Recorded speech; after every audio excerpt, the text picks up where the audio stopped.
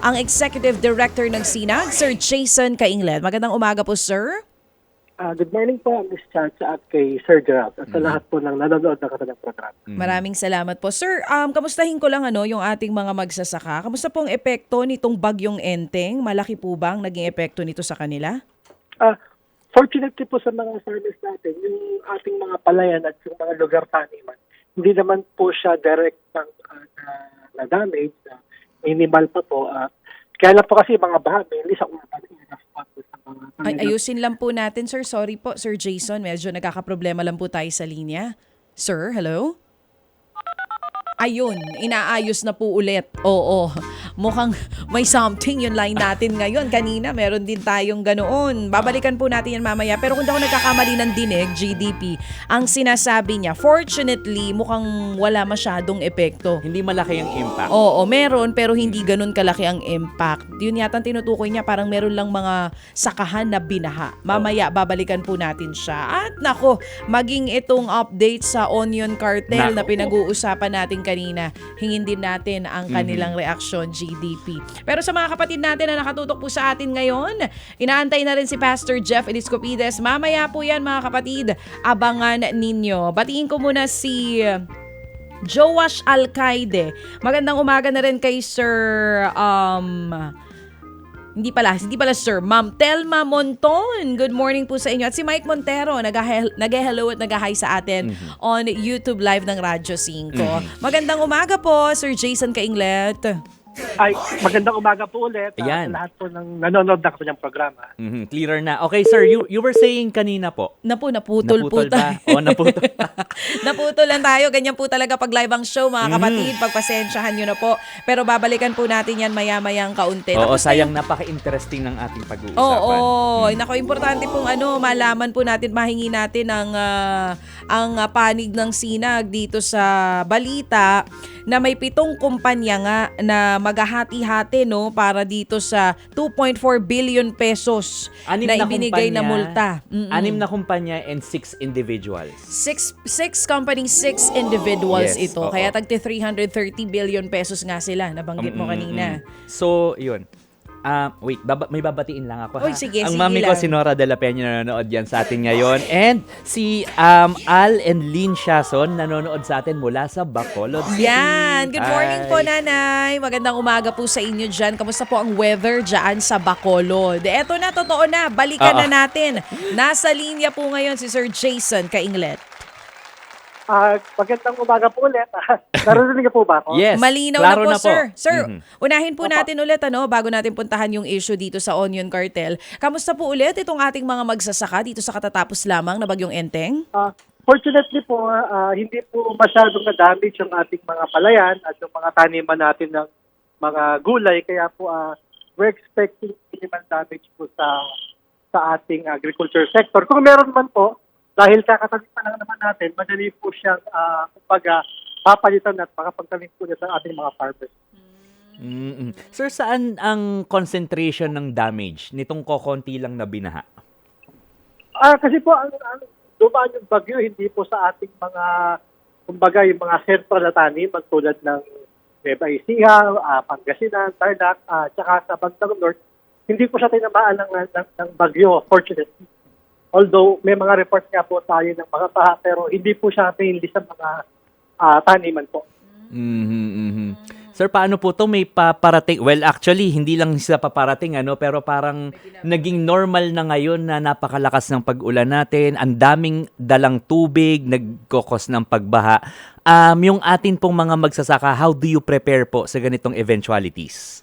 Ang sinasabi lang naman po natin, dapat kung after ng mga disasters or mga typhoon, dapat po handa lang ang ating gobyerno na tulungan ng ating mga farmers para makapagtanim sila ulit at para po hindi matagal at epekto po sa ating food security in the long run. Oo, kasi magiging malaki talagang epekto po niyan pagka nagtuloy-tuloy ito pong mga pag-uulan natin ngayon. Pero Sir Jason, may ilang katanungan din po dito si GDP tungkol nga po dito sa balita ukol sa Onion Cartel na may ibibigay daw po na multa itong Philippine Competition Commission. Sir, ano po ang pagtingin niyo po dito sa mumulta ng PCC dito po sa 12 parties na involved dito sa onion cartel? Opo, we were hoping sana mas malaki yung multa kasi hindi lang naman siya collusion, kundi marami rin sa kanila ay napatunayang, kumbaga, nagpasok ng walang permit. So, ibig sabihin, mag-smuggle siya.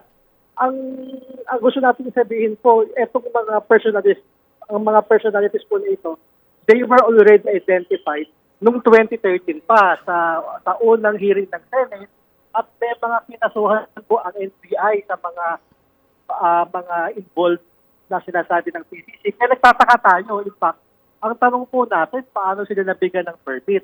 Paano nabigyan ng mga permit sila para makapag-import ng ahensya natin? Dahil nakikita po sa mismo corporate profile ng 12 ito, halos pare-pareho po yung personalities. Kumbaga, interlocking po sila. Kaya ang tanong din natin, bakit ito lang mga sinasabing 12 korporasyon ng kakasuhan, bakit walang kakasuhan sa bahagi po ng mga ahensya na nagpabaya sa kanilang trabaho? Kaya naman po lumaki ito dahil napabayaan po, walang due diligence ang mga ahensya na siyang nagbibigay ng permit para makapag-import po ang mga korporasyon ito. So sir, you're saying dapat po meron ding managot sa Bureau of Plant Industry? Malino po doon sa hearing both sa Congress and Senate, talagang napabayaan or pinabayaan talaga. Kasi even yung, kumbaga, inventory sa cold storage, nasa ng mga import na yan, hindi po siya nasagot ng mga officers ng regulatory agencies like BPI. Kaya, ang concern natin, we were hoping na dapat pati sila ay kahit papaano ay naimbestiga at paano sila makakalusot samantalang sila yung nagbigay ng mga permit sa mga korporasyong ito na pare-parehong tao lang. Yun po yung kailangan siguro malaman ng ating mga kababayan. Lumabas po sa hearing, interlocking ang mga personalities involved dito. Kaya dapat from the onset, nakita na po kaagad ng Bureau of Plant Industry na red flag kaagad ito. Kasi ito yung mga taong pinaghinalaan, pinasuhan, at identified na way back in 2013 po. Sir, ito pong na-discover ng PCC, parang may sabwata noon pang 2019. So sir, on your part, sa tingin niyo po, ano pong naging papel nitong mga personalidad nito, itong mga kumpanya na ito na kinasuhan ng PCC, doon sa pagsipa ng presyo ng sibuyas natin na umabot ng 700 pesos per kilo sometime in 2021 or 2022? Opo, yung report ng PCC, sabi nila, imported onions. In fact, etong mga involved, sila rin yung bumibili sa local. Kaya po talagang malaki ang kanilang kasalanan dahil sila rin po ang may hawak ng local onion. So, hindi lang po siya imported onions, pati local, pag hawak po lahat, kaya mo po talagang diktahan ng presyo. Sabi nga natin, umabot ng 700 yung presyo. Kasi po silang may control hindi mahabol ng gobyerno at that time kasi hindi niya malaman nasan yung mga sibuyas ng mga panahon na yun. Kaya nga po, ang sinasabi natin, may kapabayaan din ang ating regulatory agency kung paano na mayagpag itong sabwatan at nagpataas po sa presyo ng onion hanggang 700 2 years ago. Sir, ano pong mangyayari sa supply and prices for that matter ng ating pong sibuyas? Ngayon po na itong grupong ito kontrolado nila ang 50% ng imports or supply ng onion. Now na sila ay kumbaga sa tali na yung kamay nila, banned sila, hindi sila pwedeng mag-transact. Ano pong mangyayari sa supply and prices po natin? Sa ngayon po, sa monitoring natin, yung puting sibuyas talagang kailangan mag-angkat dahil paubos na. Yung pula, sobra-sobra po sa ngayon. Kaya ang request sana natin sa DA, wag 16,000 metric tons ang angkatin ng white onion. Baka pwedeng kalahati lang muna para maubos yung pula. Napakarami pong pulang sibuyas sa mga cold storages. Ang kinakatakot natin, ang mga onions po after several months, hindi mo na siya pwedeng ibenta Baka mag-abot po itong stock ng pula pag nag-anihan tayo ng sibuyas pagdating po ng December. Kaya po, ang request sana natin kung una, papasukin ng kalahati ng onion, pwede na magpalitan ng pula yung red yung pula, yung puting sibuyas, Mhm. para po ba sa ating mga consumers at maubos naman po yung stock ng ating mga farmers sa cold storage. Mhm. Sir, ito tanong ko rin kay Asek de Mesa to kahapon eh. Sa tingin nyo po, itong pagkakaso ng PCC dito sa 12 parties na ito, does this put a closure po doon sa episode natin na umabot ng 700 pesos ang kilo ng sibuyas? Ang closure natin, pag talagang na, kumbaga, meron na talagang verdict sa kanilang kaso. Ngayon kasi, sasampahan pa lang. Ang kailangan po talaga natin, kahit doon sa usapin ng smuggling, masampahan ang kaso at lumabas yung desisyon na talaga sila ay guilty. Siguro po, doon lang tayo masasabi natin may closure. Pag itong mga sinasabi nilang nagkutsaban sa presyo ay makukulong o mape-penalize. Kasi po, madaling magsampa ng kaso yung smuggling natin. Mga 200, 300 cases po ang nasampahan pero wala namang nag-prosper sa court. Yun po ang ating inaantay. Sana po may masampo lang talaga na paparusahan po talaga. Mhm. Sir, mapunta naman po tayo sa usapang bigas ano po. Kasi kahapon sa data ng Philippine Statistics Authority, ang laki ng ibinaba ng ating inflation rate primarily because of bigas na alam naman po natin wala nang taripa yung bigas o pinababa yung taripa. Ano po ang damdamin nyo tungkol dito sa pagbaba ng presyo ng bigas? Ang paliwanag ng PSA, pero hindi po kasi masyadong na-highlight. Ang sinasabi nila, bumagal yung inflation sa bigas kasi mataas yung base reference. Ibig sabihin po, mataas na yung presyo ng bigas noong July, kaya ngayong August, pag sinukat mo, may pagbagal yung inflation. Hindi naman sinabi ng PSA na bumaba ang presyo. At yun din po ang ating sanang gustong sabihin na may pagbagal sa datos ng PSA, pero sa actual po sa palengke, sabi nga ni Ms. DJ Chacha kanina, wala namang pagbaba sa presyo. Hindi mo makikita sa palengke yung kung meron mang pagbaba, wala po talaga tayo nakikita. May mga pagtaas pa nga ng piso hanggang 2 piso yung mga well-filled rice. Okay. Sir, gusto niyo raw ipascrap yung EO62?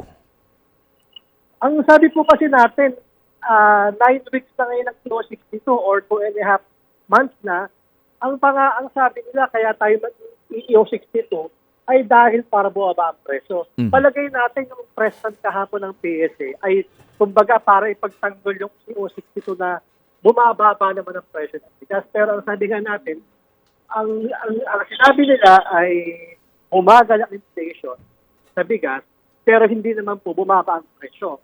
Kaya ang sinasabi natin, tanggalin mo na yung EO62 dahil hindi naman bumaba ang presyo, bumabagsak ang mga farm fees ng ating mga rice farmers. At pangatlo, yung tariff collection natin sa tariff reduction, malaki po nawala almost 40 billion this year ang dapat na-collect natin buwis sa pagbaba po ng tarifa na wala yan sa bigas, baboy at manok. At ang lugi lang dito ay ang farmers natin. Tama po ba? Lugi po lahat, pati consumers, di naman bumaba presyo. Lugi rin ang gobyerno dahil nabawasan ang kanyang kita. Ang kumita po, hindi consumer, hindi producer, hindi gobyerno, mga importers po talaga at yung mga exporting countries at mga foreign farmers po. Unfortunately, sila po yung kumita sa naging galaw sa EO62. Oo. So Sir Jason, totoo yung balita na magkakaroon po kayo ng presscon? May kasama po ba kayo ibang grupo? Ngayon po, nag-presscon tayo para nga po linawin. Kasi nga, nagagalit yung mga tao natin na wala namang pagbaba ng presyo at sinasabi ng PSA.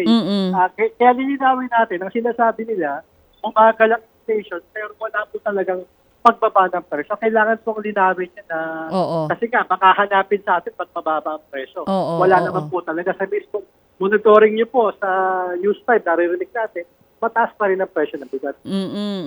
Base rin po yun sa sa datos na nilalabas ng Department of Agriculture sa presyohan.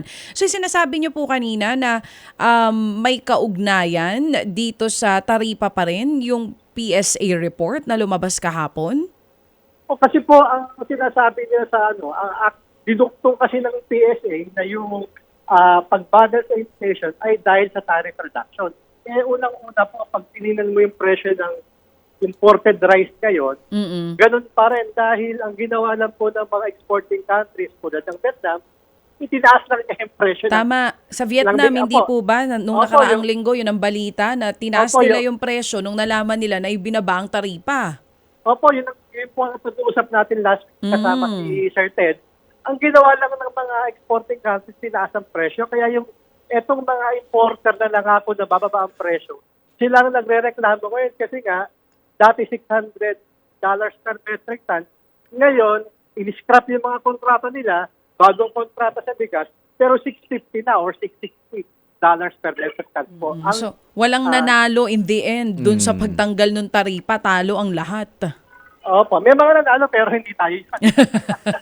Kayo na po magsabi. Sinong panalo doon? Ay, 1 plus 1 equals 2 po. Alam na natin. Alam sino na nanalo. nila yon. O, Sir Jason Caingleta, so yung magiging press con po ng inyong grupo today, may iba kayong grupo na makakasama, hindi lang po kayo o kayo lang ito? Apo, marami pong grupo. Lahat po ng mga nag-petition sa Supreme Court tsaka yung tumututol sa EO62.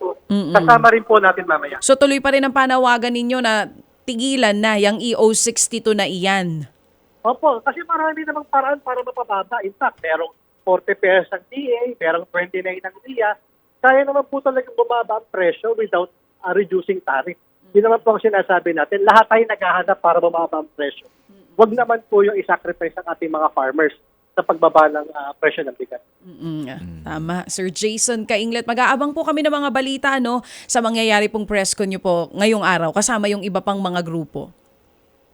Opo, maraming salamat po sa pagkakataon para malinaw po yung usapin natin. Lalong-lalo na sa presyo ng bigas. Yan nga po si Sir Jason Cainglet, ang Executive Director ng Samahang Industriya ng Agrikultura o SINA. Ted Filon at DJ Chacha. Ngayon, nasa Radyo 5, 92.3 News FM. Monday to Friday, 6 to 10 a.m.